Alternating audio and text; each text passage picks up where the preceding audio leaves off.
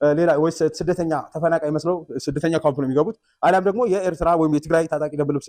ብቋንቋ ትግርኛ ኣብ 1997 ድሕሪ 83 ዓመት ነቶም ኣብ ኢትዮጵያን ዘለው ኤርትራውያን ስደተኛታት ዝዓለመ ሓደ ዜና ዘርጊሕሎ ማለት እዩ። ሰላም ከመይ ትኾኑ ጋይስ ካፍ ኢሊን ሎማ ዓንዲ ካብ ዝተፈለየ ኣገዳሲ ዝበልኩ ሓበሬታት ተመይ ዘለኹ ሳሙዳታም ሳይፅንሑ ላይክ ምግባር ጀምሯ ለስ ጎ ተዝጋይስ ናይ መጀመርያ ዜና ዝሕጉስ ዜና እዩ። ኣሌክሳንደር ኢሳቅ ዝርከባ ኒውካስል ድሕሪ 1969 ንመጀመርያ ግዜ ዋንጫ ክትዓትር ኣኺሉ ኣሎ። ድሕሪ 70 ዓመት ጾሞ ልጓም ናይ ኒውካስል ተፈቲሕሎ ማለት እዩ። ኣብዚ ምስ ሊቨርፑል ኣብ ዝነበሮም ፀወታ እታ ካልአይቲ ሾቶ ብምዝጋብ ኣሌክሳንደር ኢሳቅ ደሚቑ ውዒሉ ውድድር ከዓኒ 2-1 ተዛዚሙ ጽዋዕ ካራባኦ ካብ ኒውካስል ወሲዳታ ኣላ ማለት እዩ። ኣማኑኤል ኣላዛር ከም ጸሓፎ ኤርትራዊ ሾላናዊ ኣጥቃዓይ ኣሌክሳንደር ኢሳቅ ብዘይካቲ ኣብ ዛዕማ እዚ ኣብ ውድድር 23 ሾቶታት ኣመዝጊቡ ልዕሊ 120 ሚልዮን ፓውንድ ተገሚትዎ ዝጸንሐ ጋንቱ መሪሑ ካብ ኣፍ ዓበይቲ ክለባት ዋንጫ ዝምንዝዕ ኩነተ ኣእምሮ ዝዓጠቐ ኣጥቃዓይ ብምዃኑ ዘጋዶ ዋግኡ ሰማይ ክዓርግ ናይ ኩዕሶ እግሪ ዝነበረ ኣሰራርሓ እዩ ብምባል ገሊጹ ኣሎ። ኣሌክሳንደር ኢሳቅ ኣይተኸኣለን። ናብ ካልእ ሓበሬታ ምስ ንኸይድ ብዛዕባ VOA ቮይስ ኦፍ ኣሜሪካ ዝምልከት እዩ። ድምፂ ኣሜሪካ ድሕሪ 83 ዓመት ኣብ ማዕበል ዳሃያ ሃጢሙ ዝብል እዩ ወይ ከዓ ተዓፅያ ዝብል እዩ። ቴሌቪዥን VOA ቮይስ ኦፍ ኣሜሪካ ንነዊሕ ዓመታት ብዝተፈላለየ ላንጉዌጅ ብዝተፈላለየ ቋንቋታት ከገልግል ዝፀንሐ እዩ። ኣብዚ ሕጂ እዋን ግን ብምምሕዳር ትራምፕ ምስ ምጉዳል ባጀት መንግስቲ ብዝወስዶ ዘሎ ስጉምታት ዝተሓዝ እዩ ማለት እዩ። ድምፂ ኣሜሪካ VOA እትርከበን ብመንግስቲ ኣሜሪካ ዝመወላ ብቀዳም 15 መጋቢት ዓፂሎ ልዕሊ 1300 ሰራሕተኛታት ድማ ዕረፍቲ ክወፁ መብርሒ ተዋሂቡሎ ማለት እዩ። ኣብ ውሽጢ 83 ዓመት ድምፂ ኣሜሪካ ሎሚ ንፈለማ እዋን ኣብ ማዕበል ጠፊኣ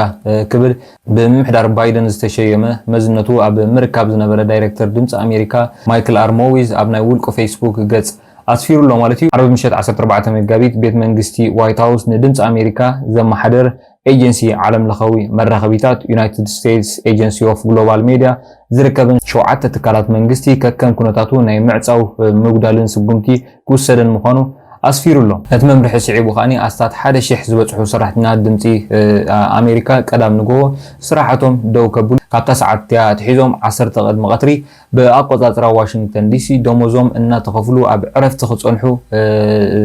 ዝሕብር መልእኽቲ ከም ዝተቐበሉ ንቢቢሲ ዘዘራርቦም ግን ከዓ ንስሞም ክዕቀበሎም ዝሓተቱ ሰራሕተኛታት ትካል ገሊፆም ኣለዎ ማለት እዩ። ኣብ ቀዳም ንግሆ ኣትሒዞም ብድምፂ ኣሜሪካ ብመርበብ ሓበሬታ ራድዮ ቴሌቪዥን ዝቀረብ ሓድሽ ትሕዝቶ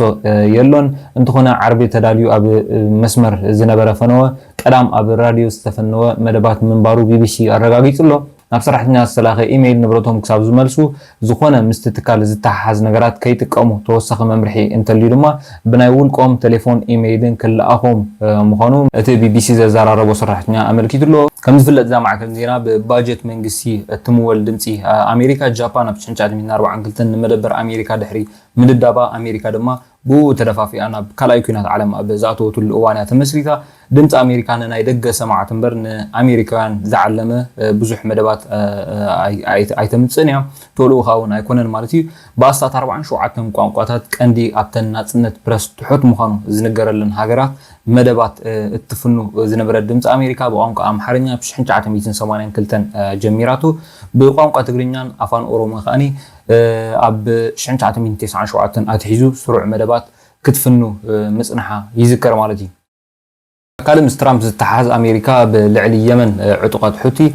ናይ ኣየር ድብደባ ከተካይድ ጀሚራ ኣላ ማለት እዩ። ትማሊ ምሸት ዝጀመረ ክሳብ ትማሊ ወጋሕታ እቲ ቅድሚ ትማሊ ምሸት ዝጀመረ ክሳብ ትማሊ ወጋሕታ 31 ሰባት በተደብዳብ ክሞቱ ክኢሎም ኣሎ። ከምኡውን 101 ዝኾኑ ሰባት ክቆስሉ ክኢሎም ኣሎ። ከምኡውን በዚ መጥቃዕቲ ዝተጎድኡ ዝበዝሑ ኣንስትን ቆልዑን የመን ምዃኑ እዩ ተነጊሩ ዘሎ። ድሕሪ መጥቃዕቲ እውን ትራምፕ ኣብ ልዕሊ እዞም ዕጡቃት ዝሓየለን ዝበርትዕን መጥቃዕቲ ክትፍፅም ምዃናን ክትቅፅል ምዃናን እውን ሓቢሩ ኣሎ። ትራምፕ ንሑቲ በቲ ኣብ ቀይሕ ባሕሪ ዝገብሮ ናይ ክትራን ናይ መራኸብ ክትራን ከምኡውን ብሓፈሻ ኣብ ቀይሕ ባሕሪ ዝገብሮ ዘለዎ ግብረ ሽበራ ብምባል እዩ ከሲስዎም ዘሎ ማለት እዩ። ከምኡውን ንሑቲ ትድግፍ እያ ዝበላ ኢራን እውን ትማሊ ከጠንቅቓ ተራእዩ ትራምፕ ማለት እዩ። ኣብዚ መጠንቀቕታ ኸኒ ኢራን ሑቲ ትድግፎም ከም ዘላ ደገፎም ከተቋርፅ ሓቲትዎም ኣሎ። ተዘይኮይኑ ግን ኣብ ልዕሊያ ክውሰድ ዝኽእል ስጉምቲ ባግኡ ሓቢሩሎ ማለት እዩ ትራምፕ። ናብ ካልእ ሓበሬታ ንኸይድ ኣብ ዝተፈላለዩ ሚድያታት ፌክ ኒውስ ብምባል ዝተዘርግሐ ሓደ ዜና ይኸስማዓኩም ማለት እዩ። ዝኻኒ ብስዩም ተሸመ ዝተዘርግሐ እዩ ማለት እዩ። كم زفلت بزعبة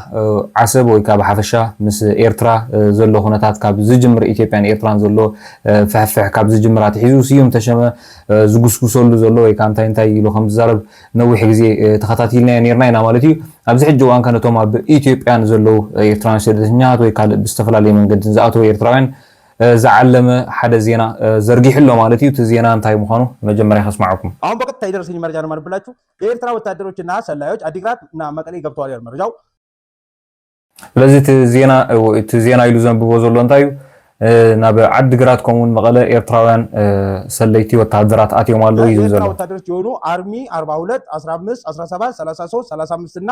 22 የትግራይ ታጣቂ ደንብ ልብስ ለብሰው መንቀሳቀስ ጀምረዋል زين بقطر خطأسن صنع استفلا أهودها تاب تجري أديهم ناي تجري وتهدر كدان جيروم إنك سأصو خمس زلوا يحبر زلوا توصلوا كنا بفيت توصلوا يرتاح سلاوي أديكرات عندك أبو مرجع رسمي نبر أهون كين بتأم ريلابلنا تام ما يكون لما رجع قربت كله سدرسي مرجع مسلت ودقامي يرتاح وتهدروج يهون ስለዚህ ቅድሚ ሕጂውን በፂሕኒ ነይሩ ሕጂ ኻኒ ብኣዝዮም ተኣመንቲ ዝኾኑ